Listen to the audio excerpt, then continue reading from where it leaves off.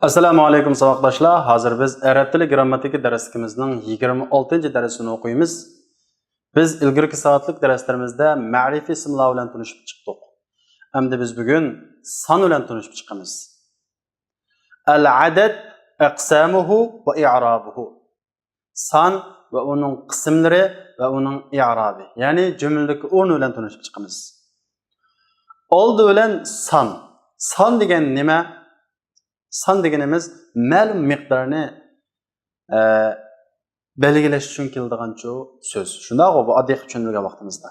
Endi bu son deganning o'lchamlik tushuntirilishi son deganimiz lafzun mu'rab. Qanday lafz ekan bu? Mu'rab. Fil g'olib. Ko'pincha holda mu'rab. Yuzkaru li tahdidi kam min muayyan. Muayyan miqdorni belgilash uchun so'zlanadigan ko'pincha holda mu'rab bo'ladigan lafzi. Yani söz. Endi son mındaq bir qancha qism bo'ldi. Aqsamuhu. Endi biz son nimalarni qismlarini so'zlaymiz.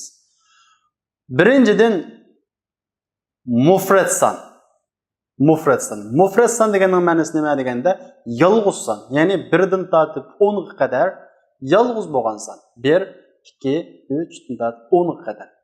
10 boshqa bir sonning birikmagan holatida, yolg'iz holatida mufrad songa tabi. Deydi mufrad son deganimiz وهي الأعداد التي تتكون من المجموعة 1 إلى 9 بالإضافة إلى العدد 10 إذا لم يكن مركبا. Mufrad sonlar deganimiz u 1dan tortib 9 qadar mushu guruhidan tarkib topgan sonlar. Demak 1 2 3. بالإضافة إلى العدد 10 degani إذا لم يكن مركبا. Yani al-10 10 degan son murakkab bo'lmasa, ya'ni boshqa bir son bilan birikmagan holatida 10 degan sonni qo'shiladi. İzofa degan qo'shish bilan. Demak 10 degan sonni agarda boshqa bir son bilan qo'shilmasa, yolg'iz 10 degan holatida bu mufrad sonlarning qatoridir. Demak, mufrad sonlar deganimiz 1dan tortib 10 qadar bo'lgan sonlar bu mufrad sonlar. Ikkinchisi al-a'dadul murakkaba. Murakkab sonlar, ya'ni birikkan sonlar. Birikkan sonlar degan nima deganda, ya'ni ikki sondan tarkib topgan. Birlar xonasi, ular xonasi. Masalan 11, 12, 13 dan tortib 19 qadar. Va hiya kullu adadin rukkiba ma'al adadi al-10 min 1 ila 9. O 1dan tortib 9 gachilik 10 degan son bilan birikkan har qanday sonni biz murakkab sonlar deymiz. 11, 13, 19 degan o'xshagan. Demak 19 gachilik. Uchinchisi alfazul uqud. Tugunchi bo'lgan lafzlar. Tugunchi bo'lgan lafzlar degan nima deganda, har bir 10 sonning oralig'idagi tugunchi lafzini ko'rsatadi. Masalan, 20, 30, 40, 30, 40, 50, 60, 70, 80, 90 degan mushu 90 ni qo'shilib, mushu 20 dan tortib 90 gachilik hammasini bo'ladi alfazul uqud bo'ladi. Deydi 20, 30, 40, 90. Bularning hammasi nima? Alfazul uqud. To'rtinchisi al-a'dadul ma'tufa. Ma'tuf bo'lgan sonlar. Endi ma'tuf bo'lgan sonlar degan qanday sonlar? Nimaga ma'tuf bo'lgan desa, alfazul uqudga ma'tuf bo'lgan. Masalan 20, 30 desak, mushu 20, 30 degan songa biror bir sondan birisi qo'shilgan bo'lsa, masalan 25, 35, 45, masalan 35, shunday 34 deganga o'xshagan.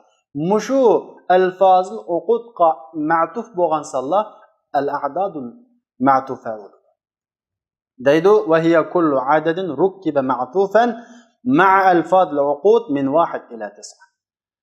A'dadul ma'tufa deganimiz 1dan tortib 9 qadar alfazul uqud bilan ma'tuf bo'lgan holda birikkan har qanday son. Masalan 23, 34, 65 deganga o'xshash. Demak, alfazul uqud bilan bir son birikkan bo'lsa, bu qanday son bo'ladi? Al-a'dadul ma'tufa bo'ladi.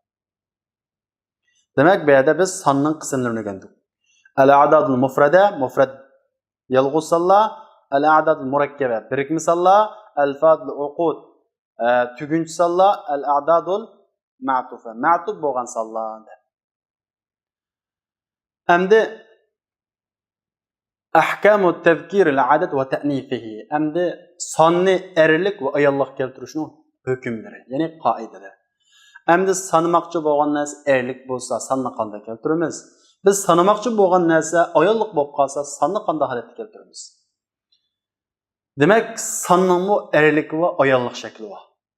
Erlik shakli va ayollik shakli bor. Bu ko'pincha hollarda oxirida ayollikning ta'siri qo'shilish va qo'shilmaslik bilan ayriladi. Masalan, talatatun deb oxirida ayollikning ta'sirini bilib kelsa, bu ayollik bo'ladi. Talathun deb oxirida ayollikning ta'siri kelmasa, bu erlik bo'ladi. Endi bu sonlarni zodi sanmoqchi bo'lgan narsa erlik bo'lsa qanday keltiramiz, ayollik bo'lsa qanday keltiramiz deganda, buning qoidasi biz 5 dan kelsak, sonning qismlarining birinchisi al-a'dad mufrada. Mufrad sonlarning hukmini o'rgansak, oldi bilan mufrad sonlar degan nima edi? 1 dan tortib 10 ga qadar. Endi mufrad sonlarning ichidan 1, 2 va 1, 2. Endi biz bu 1, 2 deganda sanmoqchi bo'lgan narsa erlik bo'lsa, bu 1, 2 ni erlik shaklda keladi. Ya'ni 1, 2 da. Agar sanmoqchi bo'lgan narsa ayollik bo'lsa, 1, 2 ayollik shaklda keladi. Demak, mufrad sonlarning ichidan 1, 2 degani sanalg'uchiga ergashadi, mas holatga keladi. Deydi, yuvafiqanil ma'dud fit tazkir va ta'nif. Erlik va ayollikda sanalg'uchiga mas holatda muvofiq keladi. Ya'ni erlik bo'lsa erlik, ayollik bo'lsa ayollik keladi. Masalan, fatatun wahidatun, talibatun wahidatun deganga o'xshagan. Fatatun ayollik bo'lganligi uchun wahidatun ayollik shaklda keldi. Rajulun wahidun, talibani ithnani, talibatani ithnatani. Demak, qaraydigan bo'lsak, fatatun wahidatun. Fatatun deb biz sanmoqchi bo'lgan narsa qiz bo'lg'achqa, wahidatun deb wahidning oxirida ayollikning ta'siri qo'shilib, ayollik shaklda keldi. Rajulun er kishi bo'lg'achqa, wahidun deb erlik holatga keldi. Taliban ikkilik. Ithnan bu 2 deb sanmoqchi bo'lsak, 2 o'quvchi deb sanagan vaqtimizda Taliban 2 o'g'il o'quvchi bo'lganligi uchun ithnan deb erlik shaklda keldi. Talibatan 2 qiz o'quvchi sanmoqchi bo'lgan narsa qiz bo'lgan ekan, sanni ithnatan deb ayollik shaklda keldi. Demak, mufrad sonlarning ichidan 1, 2 da 1, 2 sanalg'uchiga muvofiq holatda o'xshash keladi. Sanalg'uchi erlik bo'lsa erlik, ayollik bo'lsa ayollik. Demak, 1, 2 ni o'rgandik. Endi 3 dan tortib 9 qadar qanday bo'ldi deganda, 3 dan tortib 9 ga qadar dal aks keladi. Ya'ni sanmoqchi bo'lgan narsa ayollik bo'lsa, san erlik, sanmoqchi bo'lgan narsa erlik bo'lsa, san ayollik. Deydi, tuxaliful ma'dud fit tazkir va ta'nif. Tuxaliful ma'duda fit tazkir va ta'nis. Er va ayollikda sanalg'uchiga qarama-qarshi keladi. Masalan, talatatu rijalin tis'u talibat. Qaraydigan bo'lsak, 3 er kishi, 9 qiz o'quvchi degan bu sonda 3 er kishi, biz sanmoqchi bo'lgan narsa er kishi bo'lib edi, san talatatu deb qanday keldi? Ayollik holatga keldi. Talibat bu ayollik, ya'ni qiz o'quvchilar ayollik shaklda bo'lg'achqa, tis'u deb qanday shaklda keldi? Erlik shaklda, ayollikning ta'sirsiz holatga keldi. Demak, 3 dan 9 qadar sanmoqchi bo'lgan narsaga aksi keladi. Qarama-qarshi keladi. 10 qanday keladi deganda, bu 10 yolg'iz holatda mufrad ismga tavattudiq. Bu o'xshashlar mufrad ism bo'lgan vaqtda sanalg'uchiga er ayollikda qarama-qarshi keladi. Murakkab bo'lmasa, ya'ni boshqasidan birikib qolmasa. Asharatu rijalin, asharu nisa'in deganga o'xshaydi. Rijalunda sanalg'uchi erlik bo'lib edi, ayollik holatda tavlan keldi. Nisaunda ayollik bo'lib edi, sanalg'uchi asharu deb qanday keldi? Erlik holatga keldi deymiz. Demak, biz mufrad sonlarning qoidasini qanday bo'ldik? O'rganib bo'ldik. 1, 2 da sanalg'uchiga mas holatga keladi, 3 dan tortib 10 ga qadar sanalg'uchiga qarama-qarshi holatga keladi.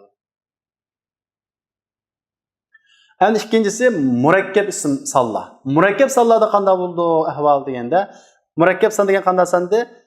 11 dan tortib 19 qadar. Ya'ni 2 dona sondan tarkib topgan birikma sonlar. Endi bu murakkab sonlarda 11, 12. Birinchisi 11, ikkinchisi 12. Ahada ashara, itna ashara. 11, 12 da sanalg'uchiga mas holatga keladi. Ikkili parchasi sanalg'uchiga mas holatda. Ya'ni biz sanmoqchi bo'lgan narsa erlik bo'lsa erlik shaklda, ayollik bo'lsa ayollik shaklda keladi. Masalan, deydi yuvafiqanil ma'duda fi tazkir va ta'nif. Ayollarda sanalg'uchiga mos keladi. Masalan, 11 taliban 11 o'g'il o'quvchi. 11 talibatan 11 qiz o'quvchi. 12 taliban 12 o'g'il o'quvchi. 12 talibatan 12 qiz o'quvchi. Qaraydigan bo'lsak, 11 qiz o'quvchida 11 o'g'il o'quvchida sanamoqchi bo'lgan narsa o'g'il bo'lg'achqa sonning ikkilisi alik holatda 11 deb mas holat keldi. 11 qiz o'quvchida sanamoqchi bo'lgan narsa qiz, ya'ni ayollik bo'lg'achqa sonning ikkili parchasi ayollik holatda keldi, ya'ni mas holatda keldi. Ihda ahadinninki ayollik ihda. Asharata ayollikning ta'siri bilan keldi. Demak 11 12 da sanalg'uchiga qanday keladi? Mas holatda keladi. 12 taliban 12 talibatan. Ayollik aylik. Endi bu murakkab sonlarning 11 12si mas keladi ekan. 13 dan tortib 19 qadar qanday bo'ldi deganda min 13 ila 19 birinchi parchasi, ya'ni birlar xonasi birinchi parchasi qanday keladi? Qarama-qarshi holatga keladi. Sanalg'uchiga qarama-qarshi holatga keladi. İkinci parçası sanalg'uchiga mas holatga keladi. Ya'ni sanalg'uchi erlik bo'lsa erlik, ayollik bo'lsa ayollik. Deydi, sanalg'uchiga birinchi parchasida qarama-qarshi keladi. İkinci parçasida mas muvofiq holda keladi deydi. Masalan, 13 qori hafiz, ya'ni qori demoqchi bo'lsak, o'g'il hafiz demoqchi bo'lsak, biz sanamoqchi bo'lgan narsa bu o'g'il, ya'ni erlik. Bunda vaqtda birinchi parchasi qarama-qarshi, ya'ni ayollik keladi. 13 hafizan. Endi qiz qori demoqchi bo'lsak nima deymiz? Birinchi parchasi qarshi, ikkinchi parchasi mas holatda. 13 hafizatan. Demak bu yerda 10 hafizatanga mas holatga keldi ikkinchi parchasi. 3 degan birinchi parchasi sanalg'uchi qana keldi? Qarama-qarshi. 19 taliban 19 taliban. Qaraydigan bo'lsak, 13 dan tortib 19 qadar birinchi parchasi sanalg'uchiga qarama-qarshi aks keldi. İkinci parçası sanalg'uchiga mas holatda, ya'ni erlik bo'lsa erlik holatida, ayollik bo'lsa ayollik holatida tavran keldi deymiz. Mana bu murakkab sonlarning ahvoli.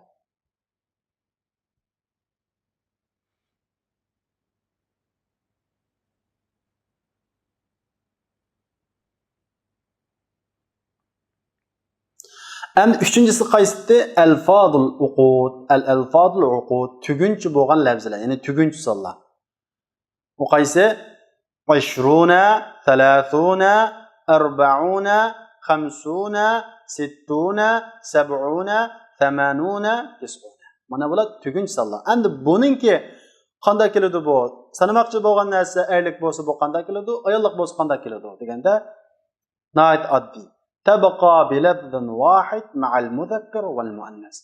Sanamoqchi bo'lgan narsa erlik bo'lsin, ayollik bo'lsin, bir xil holatda qolib qoldi.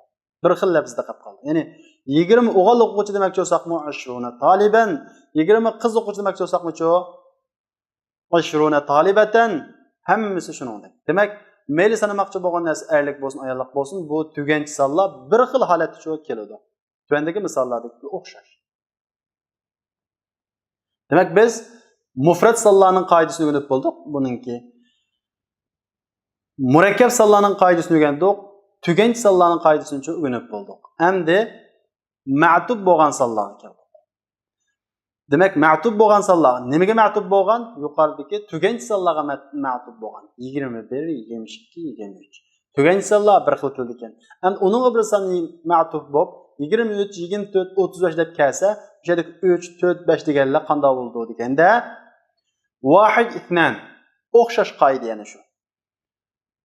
Er ayollikda sanalg'uchiga mas holatda keladi. Masalan, 21 er o'quvchi edim, er demoqchi bo'lsak, 21 rajulan. 21 taliban. Demak, bu yerdagi 1 rajulan degan sanalg'uchiga mas holatda erlik shaklda keldi. 31 fatatan 31 qiz o'quvchi, bu yerda fatatan qiz bo'lg'achqa, ihda degan ma'tuf bo'lgan son, 30 ga ma'tuf bo'lgan son nima bo'ldi? ayollik shaklda keldi. Ithnata va khamsuna muallimatan. Demak, ma'tuf misollarning ichidami 1 2 da sanalg'uchi qanday keladi? Mas holat keladi. Unda 3 dan 9 qadar qanday bo'ldi deganda aksicha. Biz yuqori o'rgangan qoida bo'yicha. Ya'ni tuxaliful ma'dud fi juz'ul awwal. Ya'ni birinchi parchasi, ya'ni ma'tuf bo'lgan sonlar birinchi parchasi nima bo'ladi? Sanalg'uchi qarama-qarshi keladi. Baynama tabaqa alfaz luqud bil ibn wahid kama. Buning uqud bo'lgan, tuganchi bo'lgan sonlar bir xil holat qilib qoldi. Biz buni bayatdan deb bo'lgan. Masalan, 53 rajulan. 53 er kishi. 97 talibatan. Demak, talibatan qanday bo'ldi? Ayollik bo'ldi, qiz o'quvchi deb. Sabu qanday keldi? Erlik keldi. 53 rajulan. Rajulun erlik bo'ldi, 3 qanday keldi? Ayollik keldi. Demak, al-a'dad ma'tufadimi 1 2 da mashalat keladi. 3 dan 9 qadar qarama-qarshi keladi. Ikkili xil holatda al-fat luqud qanday keladi? Bir xil holatda. Ergimi o'xshash, ayolgimi o'xshash. Endi sonninki i'robi va uningki mabniligi, sonninki mu'rab bo'lishi va chu mabni bo'lishi. Son qanday bo'ladi? Mabni bo'lamdi, mu'rab bo'lamdi? Agar mu'rab bo'lsa qanday tarkib beramiz uningga deganda ithnani ithnatan. Ithnan erlik shakli, itnatanchi ayollik shakli. Demak, 2 degan bu erlik bo'lsin, ayollik bo'lsin, bu mu'rab. Mu'rab bo'lsa buningga qanday tarkib beramiz, qanday i'rob beramiz deganda, ikkilik ismga qanday tarkib bersak, shunda tarkib beramiz. Ikkilik ismning i'robi qanday deb so'zlagan biz? Pashtki alif bilan zivar va zirkchu ya bilan. Deydi, yu'rabu i'rabul musanna sawa'an kana mufradayn am murakkabayn aw ma'tufayn. Ithnan ithnatanga ikkilik ismning i'robi beriladi. Mayli u yolg'iz holatida bo'lsin, mayli murakkab holatida bo'lsin, 11 12 deganga o'xshagan, mayli ma'tuf holatida bo'lsin, 22 deganga o'xshagan. Mayli qanday holatda kelsin, ikkilik ismga bergan i'rob beriladi. Ya'ni pashlik o'rnida alif bilan, zirlik o'rnida ya bilan. Masalan, jaa ithnani minat tullab. O'quvchilardan ikkisi keldi desam, bu yerda ithnan fa'il. Fa'il degan nima o'qiladi? Pash o'qiladi. Ithnan degan bu ikkilik ismning i'robini bersak, ikkilik ismda pashning alomati alif bilan bo'ladi. Ithnan deb alif bilan keldi. Ra'aytu ithnayni minat tullab. O'quvchilardan ikkini ko'rdim. Endi bu jumlada ithnayni ikkini ko'rdim. Ko'rishdan iborat ish harakat ithnayning ustiga tushdi, ya'ni bu yerda maf'ulun bih bo'ldi. Maf'ulun bihosiz zivar o'qiladi. Ikkilik ismda zivarlikning alomati nima bilan bo'ladi? Ya bilan bo'ladi. Shunga ithnayni deb ya bilan keldi. Jaa 12 taliban. 12 o'quvchi keldi. Jaa 22 taliban. Demak, bu murakkab holatida bo'lsin, mayli ma'tuf holatida bo'lsin, ikkilik ismning i'robi berildi. Masalan, ra'aytu 22 taliban deganga o'xshagan. Demak, bu yerda maf'ullik o'rnida nima bilan keldi? Ya bilan. Zivarlik o'rnida ya bilan keldi deymiz. Demak, ithnani ithnatani ikkilik ismning i'robi bilan i'rob beriladi. Endi 13 dan tortib 19 qadar 13 dan tortib 19 qadar. Buning ichidan 12 ni elib o'tamiz. Biz chunki 2 ni deb bo'ldik. Shundaqmi? 2 degan bu mu'arab ikkilik ismning i'robi bilan i'rob berildi deb. Min 13 ila 19 adal adad 12 deydi. 12 degan sondan boshqa 13 dan tortib 19 ga qadar qanday bo'ladi?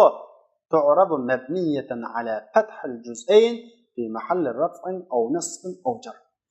Pashlik, zivarlik, zirlik o'rnida ikkili parchasini biz zivarga mabni deb i'rob beramiz. Demak, bu zivarga mabni bo'ldi. Mayli pashlik o'rnida bo'lsin, mayli zivarlik o'rnida bo'lsin, mayli zirlik o'rnida bo'lsin, shu o'rinda deymiz, ammo nimaga mabni bo'ldi? Zivarga mabni bo'ldi. Biz buni murakkab sonning qatori, murakkab ismning qatorida murakkab son deb mabni sonlarda so'zlab qo'ygan. Masalan, tajaa 13 taliban. Bu yerda pashlik o'rinda, ya'ni zivarga mabni. Ra'aytu 13 taliban.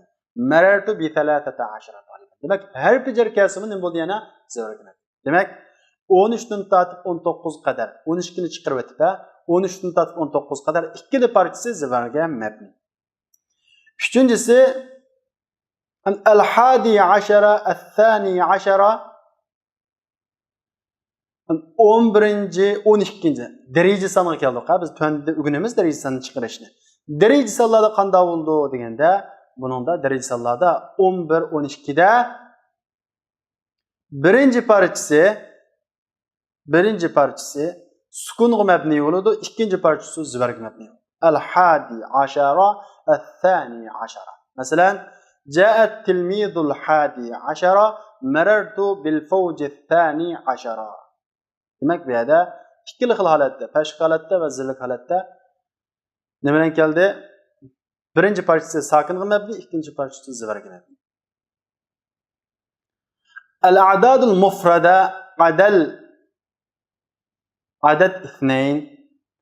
Endi biz 3dan tortib 9 qadar buning gapini qilmadik. Bu qanday bo'ladi 3dan tortib 9 qadar desa, 2dan boshqa mufrad sonlar jumlik o'rni bo'yicha i'rob berdi. Jumlik o'rni nima bo'lsa shu o'qiladi. Pashq o'rni bo'lsa pashq o'qiladi, zirlik o'rni bo'lsa zir o'qiladi, zirlik o'rni bo'lsa zir o'qiladi. Masalan, jaa arba'atu tullabin. 4 o'quvchi keldi. Bu yerdagi arba'atu ja'aning misolida fa'il bo'ldi.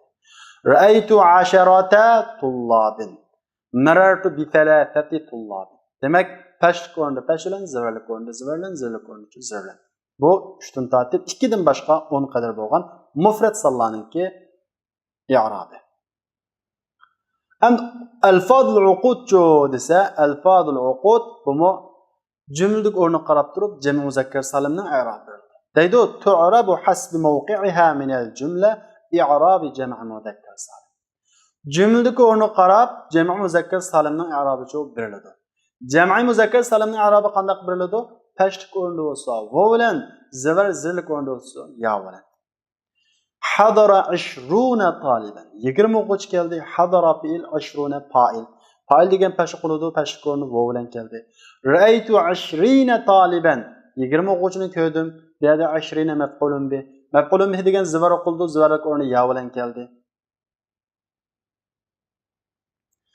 Ma'tub bo'lgan sonlarchi desa, ma'tub bo'lgan sonlar bu o'xshashla jumladik o'rni qarab i'rob beriladi. Masalan, ra'aytu 23 taliban, jaa 23 taliban. Demak, bu ma'tub bo'lgan sonlar jumladik o'rni qarab i'rob beriladi. Endi 100,000, 100 ming. Bu deganlarchi desa, bu o'xshashla jumladagi o'rni qarab i'rob beriladi. Masalan, jaa 100 jundiyun marartu bi 1000 jundiyin. Pashq o'rni pashq bilan, zirlik o'rni zir bilan, zirlik o'rni zir bilan. Marartu ra'aytu 100 jundiyan deganga o'xshagan.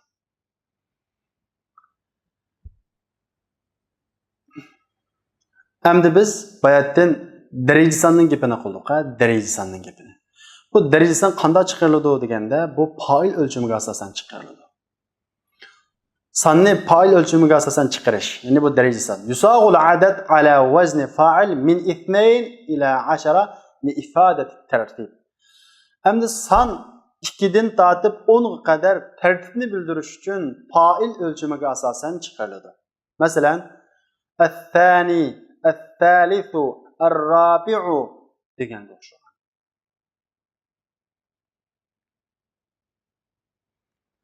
Endi bunun i'robi qanday bo'ladi deganda, "İza kana al-adadu murakkaban aw ma'tufan yusaghu ala wazni fa'il juz'uhu al-awwal." Endi 10'gacha qo'ymuş fa'il o'lchamida chiqiladi ekan. 10 dan yuqori sonda qanday bo'ldi desa, agar son murakkab bo'lsa, ya'ni 10 dan yuqori bo'lsa, aw ma'tufan yoki ma'tuf bo'lsa degani 20 dan yuqori bo'lsa, ya'ni 20 30 deganlar sonlarga atf qilingan bo'lsa, birinchi parchasi fa'il o'lchamida chiqadi. İkinci parçası öz beti qilib qoladi. Masalan, al-faslu thalitha ashara, al-laylatur rabi'ata wal 20. Al-laylatur rabi'atu wal 20 deganga o'xshagan. Endi buning erlik ayollik qanday keldi deganda, mau daraja sonlarning hammasi sanalg'uchi qanday mas holatga keldi. Buni farqlantirmaymiz. Sanalg'uchi erlik bo'lsa erlik, sanalg'uchi ayollik bo'lsa ayollik. Daraja son sanalg'uchiga mas holatga keldi. deydi. Al-adad عندما يصاغ على وزن فاعل فإنه يطابق المعدود في التذكير والتأنيث. San fa'il ölçümüge asasen çıkarılgan vaqtida erlik ve ayallıqda sanalğıçıga mas halet kelidi. Mesela at-tilmidul ashiru, al-fatatu at-tasi'atu, 10-cı o'quvchi, 9-cı qiz. Demek bu yerda o'g'il erlik bo'yicha, qizga ayollik bo'yicha keldi deymiz. Endi biz sanlar bilan tanishib chiqdik. Sanalg'uchi qanday o'qildi deganda sanalg'uchi 3dan tortib 10 qadar sanlar muzab deb nima o'qiladi? Zir o'qiladi. Masalan, salatatu tullabin muzafun ilayh deb zir o'qiladi. 11dan tortib 19 qadar 99 qadar bu tamiz sifatida nima o'qiladi? Zibar o'qiladi. Biz buni temizning babida azroq so'zladik.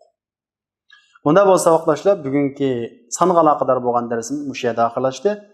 Endi sonlarning 5ga b harfi qo'shilib kelgan ahvollar bor. Masalan, bi 30 riyal deb. Bu b qo'shilib kelgan vaqtda sonlarning 5ga bu ko'pincha hollarda bahoni bildiradi. Bahoni. Bi 30 desa, keyin cho'qim riyal yoki lira degan pul birligi keladi.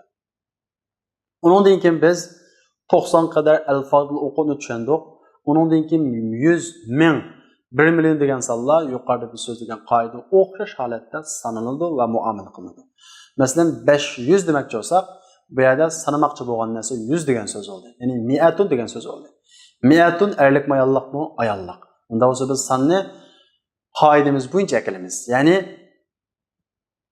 300 demoqchi bo'lsak, bu yerdagi mi'atun degan sanamoqchi bo'lgan 100 degan san ayollik bo'lg'achqa sancho erlik shaklda keldi. 300 mi'atun 100 deganni bildir. 200 demoqchi bo'lsak, ikkilik shaklda kelamiz. Mi'atani. Bu mu ikkilik ism o'xshash i'rob beriladi. 400 demoqchi bo'lsak, 400. 500 demoqchi bo'lsak, 500. 600 demoqchi bo'lsak, 600.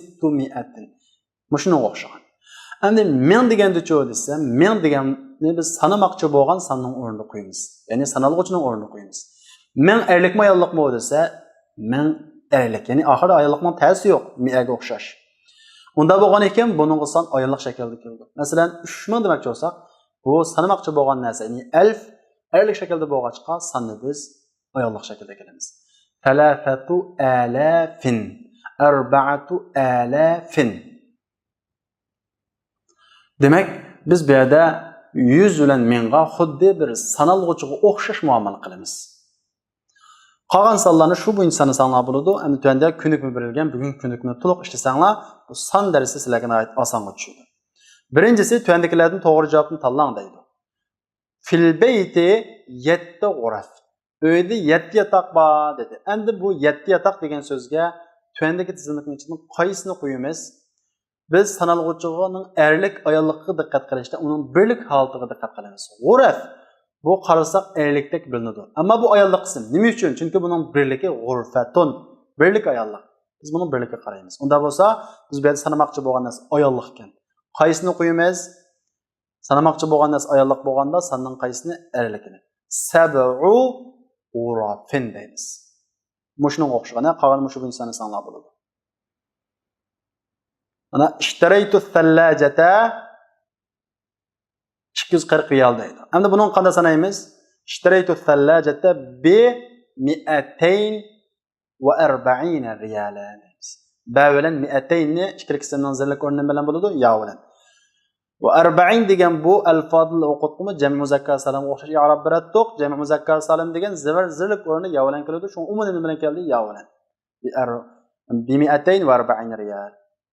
Qolgani shu bu insonni sanlar bo'ladi. İkincisi qarasanglar, bu yerda munosib son bilan jumla to'liqlaysizlar. Misrda qancha nahiya bor? Qancha ra'aytu kawkaban. Qancha yulduzni ko'rgan bo'lsangiz, shuncha yulduz deb o'zingizlar chaqlab yozsanglar bo'ladi. Ikkinchisida munosib tamizni qo'ysizlar, ya'ni sondan keyin tamizni qo'ysizlar. Uchinchisi tuandagi jumla xato. Tuandagi jumlaningki sonda xatolik bor. Shuni to'g'ri holatda, ya'ni bizlar sanalg'uchiga diqqat qilgan asosda to'g'ri bo'lgan holatga o'zgartirsizlar. Unda bo'lsa vaqtdoshlar, Bugungi darsimiz mush yerda oxirlashdi. Kelarki soatlik darsimizda ko'rishaylik. Assalomu alaykum.